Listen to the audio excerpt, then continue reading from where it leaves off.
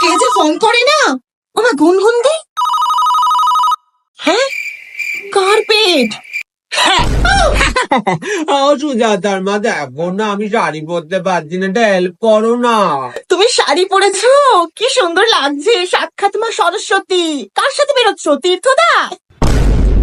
Block কি করে করে গো? না না না, থাক থাক গুনগুন দি। উল্টো পাল্টা কথার জন্য তোমাকে ফোন করিনি, যেটার জন্য ফোন করছি সেটা করো, হেল্প করো আগে।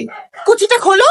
হ্যাঁ, তো জানো সুজাতার মা, আমার সে কত দিনের ইচ্ছা ছিল যে আমি আমার বয়ফ্রেন্ডের সাথে সরস্বতী পুজোয় বেরোবো। ও তো আমাকে বলেছে যে তুমি শাড়ি পরে এসো, আমি পাঞ্জাবি পরবো, জানো এটা এভাবে করতে হ্যাঁ, হয়। ভাঁজ করো। হ্যাঁ, তো আমার তো সেই কত দিনের ইচ্ছা ছিল, স্কুল জীবন থেকে আমি টিচারদেরকেও বলে রেখেছিলাম আমার সাথে বেরোতে, আমাকে পাত্তা দেয়নি। তো এবার ফাইনালি এটা বুঝবো, হ্যাঁ হ্যাঁ, গোজো। এবার ফাইনালি আমি বেরোচ্ছি। ও তো আমাকে বলেছে যে ও আমাকে ঢাকুরিয়া লেকে নিয়ে যাবে, ইকো পার্কে নিয়ে যাবে, ভিক্টোরিয়া